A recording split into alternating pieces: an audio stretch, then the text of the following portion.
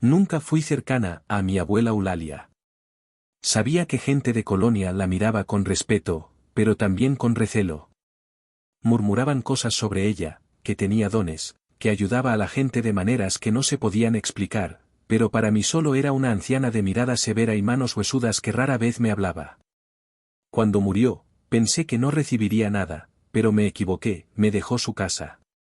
Desde el momento en que crucé la puerta con la llave oxidada temblando en mis dedos, supe que algo no estaba bien.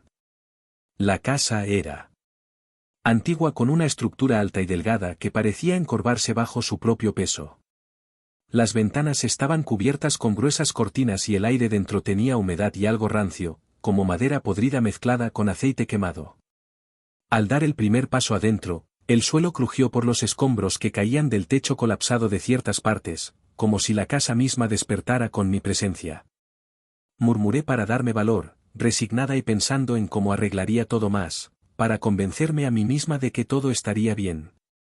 El eco de mi voz murió rápidamente en el ambiente pesado de la casa. Recorrí todo el espacio con cautela, pasando las manos por los muebles cubiertos de polvo. Había estantes repletos de frascos con líquidos turbios y raíces retorcidas, velas negras sumidas hasta la base, libros sin títulos apilados en las esquinas, cosas que definitivamente no entendía. Subí las escaleras con cautela, de cierta manera, me sentía intrusa cuando llegué a la habitación principal en la parte alta de la casa, era la de mi abuela. Noté algo que me erizó la piel. Los marcos y las puertas de las ventanas tenían marcas talladas en la madera, símbolos extraños, como si alguien hubiera escrito una advertencia en un símbolo perdido. Me acerqué para tocar uno y un escalofrío me recorrió el cuerpo inmediatamente. Era una sensación física real, como si algo dentro de la casa reaccionara a mi contacto.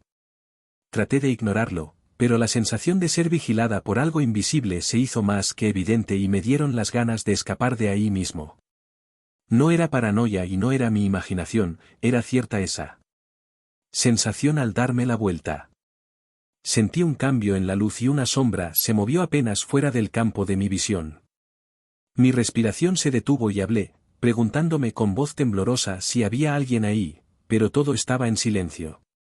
El pasillo estaba completamente vacío, pero estaba segura de que había algo ahí, lo sabía porque podía sentir su presencia y como una presión en el pecho, como si el aire se hubiera vuelto menos respirable, pero ese era el miedo que se respiraba en la casa.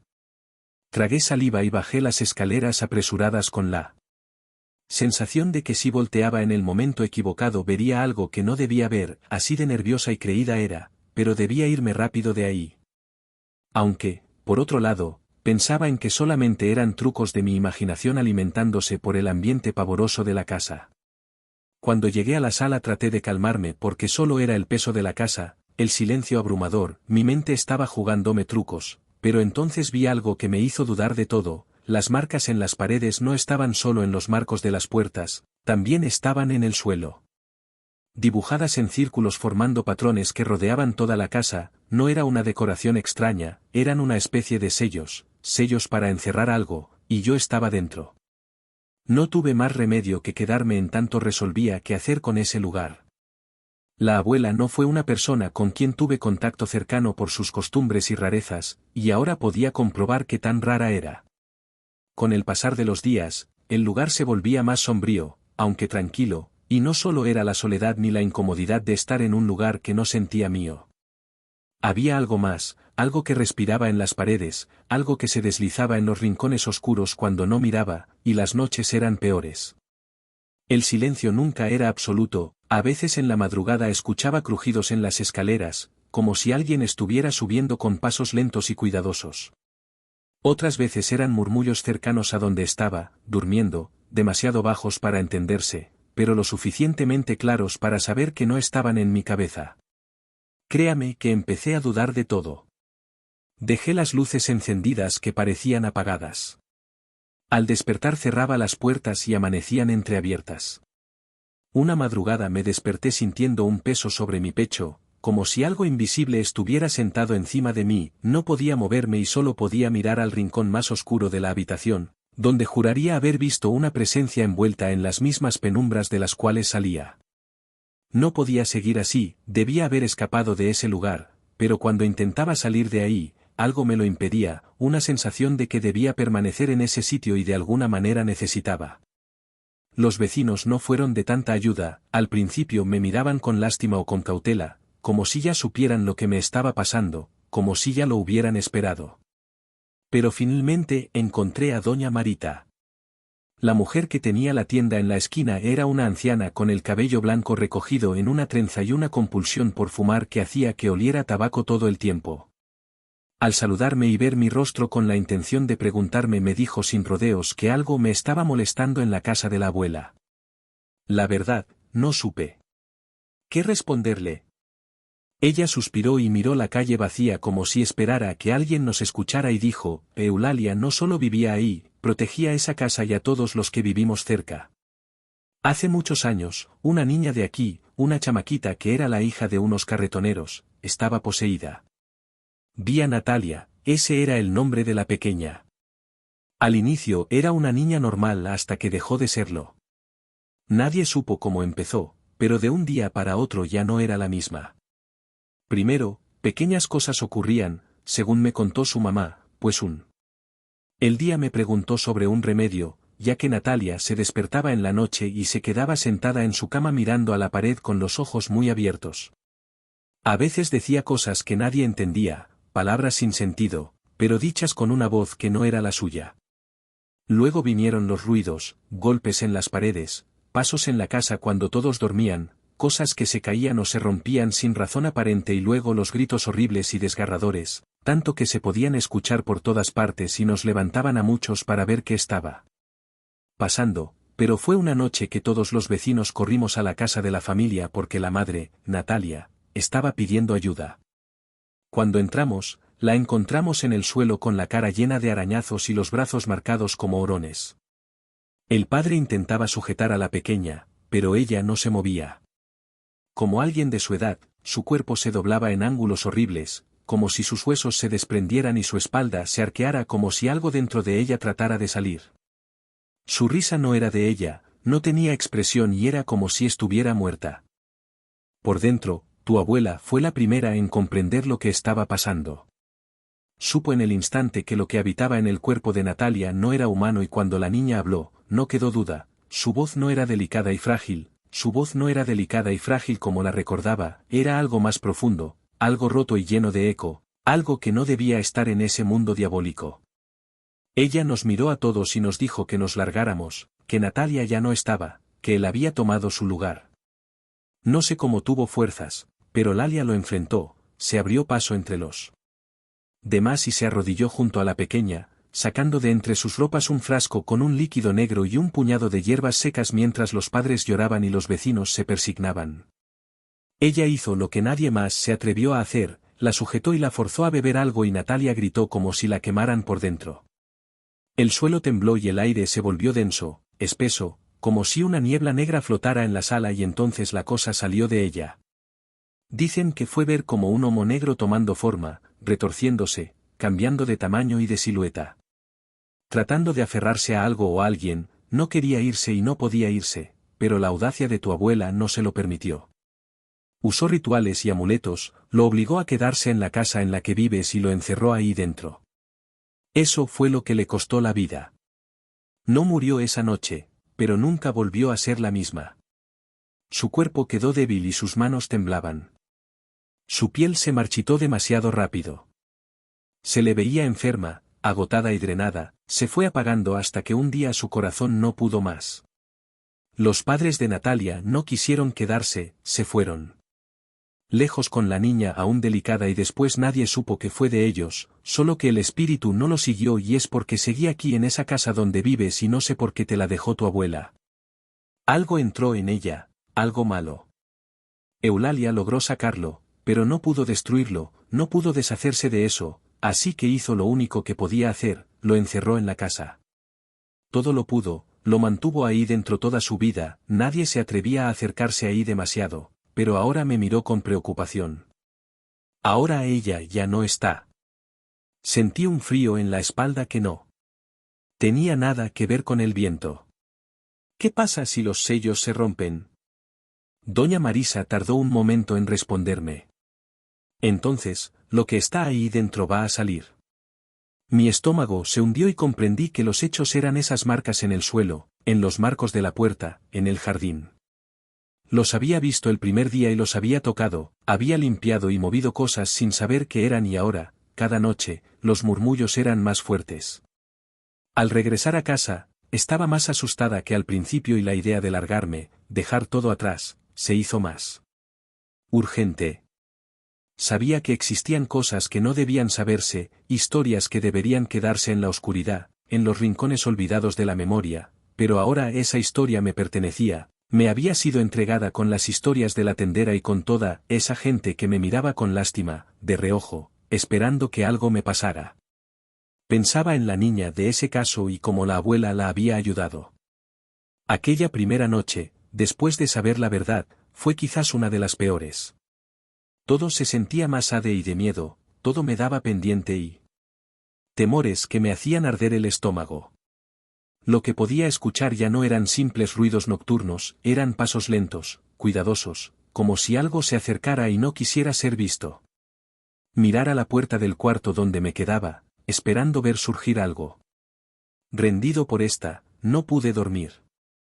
Sería de madrugada cuando me levanté para hacer un café y esperar la mañana para irme y dejar todo, pero estaba calentando el agua cuando escuché como alguien, caminaba por el techo, pero no fue por fuera, sino por dentro.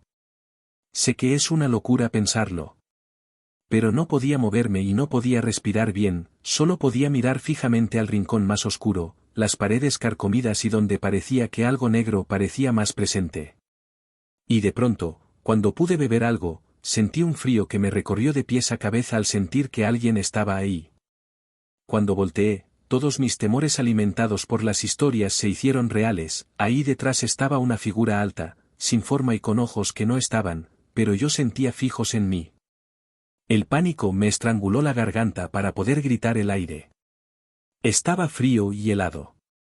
Cuando por fin pude moverme, encendí la luz con las manos temblorosas y la sombra desapareció, pero la sensación de que algo seguía ahí mismo se quedó conmigo.